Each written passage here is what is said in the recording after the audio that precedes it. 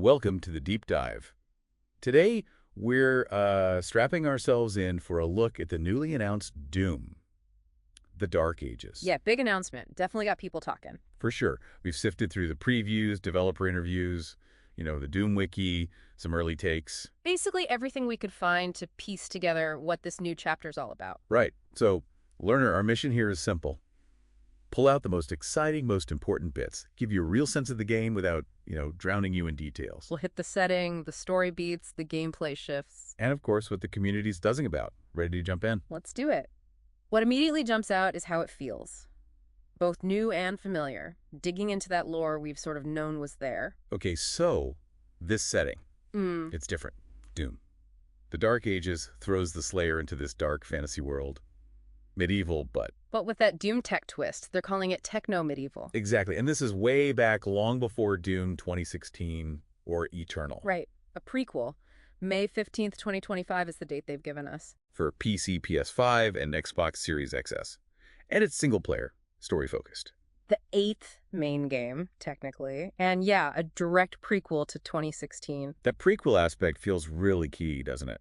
Story-wise. Oh, absolutely. The sources say it's all about the Slayer's origins, him as a medieval warrior fighting demons. So less sci-fi corridors, more castles under siege by hell. Pretty much. It's a fascinating mix. What do you think that fusion, the medieval tech thing, means for the bigger Doom picture? That's interesting. Maybe it suggests this fight, humanity versus hell, it's just always been there. It just looks different depending on the era, like an ancient conflict. Could be. And the lore's definitely getting a boost. We're seeing the Knight Sentinels of Argent Denur properly. Like a knightly order, yeah. Yeah. Led by King Novik, we know him. Right, and Commanders Valen, another familiar name, and someone new, Thera. And they're allied with the Makers, those godlike beings from Eternal. Initially, yes. That seems to be the setup. And they're fighting Hell's forces, led by this demon prince, Ozrak. Okay, so where does the Slayer fit in all this? Because later, he's totally his own boss. Well, that's the interesting part. The sources mention a maker villain, Creed. Creed, right. And he apparently uses a device, the Tether, to control the Slayer. Basically makes him a weapon for the Sentinels and Makerbers. Whoa, okay, so he's not the free agent we know, at least not at first. How do you think that changes things? His character? It sets up a huge potential arc, doesn't it? From controlled weapon to, well, the Doom Slayer. Yeah, the sources definitely hint he breaks free, right? Rebels against Creed. Oh, yeah. Sounds like he even jacks Creed's ship to go on his own solo crusade against Hell. That sounds more like it, taking charge. That journey from being a tool to being this independent force feels like it could be the core of the story. Maybe where that legendary rage really ignites. In commandeering the ship. Yeah. Yeah, that's a statement. No longer just following orders. Exactly. And for the lore hounds, there are hints we might see how Valen becomes the betrayer. Oh, that's a big piece from Eternal's backstory. Tragic stuff.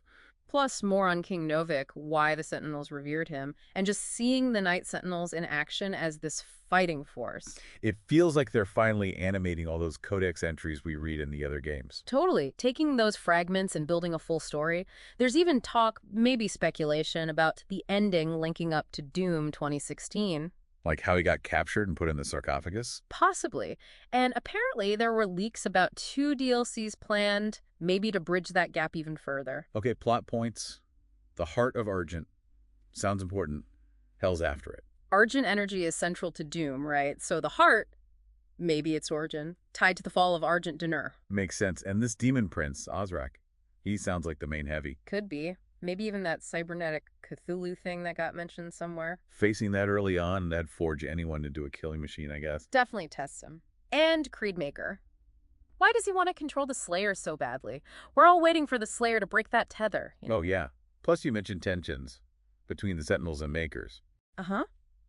Thera, the new Sentinel commander, apparently doesn't trust the Makers. Could be some political intrigue brewing there, too. And more cutscenes means maybe more character for the Slayer himself, even if he doesn't talk much. We'll see. It's a fine line with him, isn't it? Action over words. True. Okay, let's shift gears. Gameplay. This sounds like maybe the biggest shakeup. It really does. It's moving away from that super fast, high-flying acrobatics of 2016 and Eternal. Towards something heavier, more grounded. They said Iron Tank. Yeah, that was Hugo Martin's analogy, the creative director. Like an F-22 fighter jet in Eternal versus an Abrams tank now. So less double jumping around, more using shields. Strategy. Seems like it. Positioning, maybe cover, definitely shield blocking. It's a different feel. And that new shield saw is front and center. Or saw field. Yeah, both names are floating around. It blocks, parries, and you can throw it like a giant buzzsaw. Pretty brutal. Yeah. And someone already modded it into the original Doom. Within 24 hours, the modding community is just incredible. Shows the excitement, I think. Totally. Yeah. What about guns? Mostly new stuff. Mostly new or medievalized versions, yeah. Except shotguns. Gotta shotguns. Naturally. But we get things like the Skull Crusher. Fires bone shards. Yeah, sounds nasty. And the new BFG is apparently a massive crossbow. A giant crossbow. Okay, interesting. And dedicated melee weapons, too. Right. A gauntlet, iron mace, and a flail. Big emphasis on getting up close. Tied into that parry system you mentioned. Parry and attack. It goes into slow-mo. Then you can counter or go for a glory kill. And the glory kills themselves. Yeah. More slow-mo focus. Seems like it for more detail, though some early word suggests maybe fewer elaborate ones on the Cotter demons compared to Eternal. Maybe to keep the pace up against big crowds. Or make the parry counters feel more central. Could be. But get this. Pilotable vehicles. Wait, really? In Doom? Yep. A 30-story tall mech called the Atlan. 30 stories. And a cybernetic dragon you can ride that breathes fire. Okay, a dragon. Doom guy riding a dragon. Yes. That's something else. Right. Talk about epic scale. The Atlan sounds like those Sentinel mechs we saw ruined in Eternal, but now we get to drive one. And the dragon. Flying combat. New traversal. Crazy potential. And it's all running on the upgraded IDS Tech 8 engine. Bigger levels, more detail. Constructible environments. Ray tracing. The works. Plus more environmental variety. Forests, temples, castles. Not just hell and space stations. Even some kind of Lovecraftian cosmic place mentioned. Sounds like exploration might be bigger too. Bigger levels. Yeah, they mentioned using the shield to bash through walls for secrets. Very classic Doom feel, rewarding exploration. And upgrades come from spoils of war. Collected from demons. Kind of like the old systems, but with a medieval flavor. Makes sense in the context. And the music. Still metal. Oh yeah. Finishing move is doing it. Heavy metal mixed with medieval instruments. Can't wait to hear that blend. It also sounds like strafing is making a comeback as a key tactic, like the originals. More deliberate movement then. Positioning, dodging. Reinforces that tank idea, maybe. Careful movement being important again. They did compare it a bit to Doom 3's pace, but stressed it's still fast action, just different. Not survival horror. Right. Open arenas, big fights, and the early buzz seems good. IGN gave it a 9/10 already. Wow, okay. They like the new flavor then. Called the combat a rhythm. Yeah, guns are the rhythm guitar, melee and parry are the melody. Kind of poetic. And bigger hordes of enemies than ever. Sounds intense. Plus, those customizable sliders are a great touch. Adjust speed, aggression, parry timing. Lets you tailor the challenge. Nice for accessibility or just finding your sweet spot. Okay, let's talk behind-the-scenes community stuff. Well, we know it leaked before as Doom.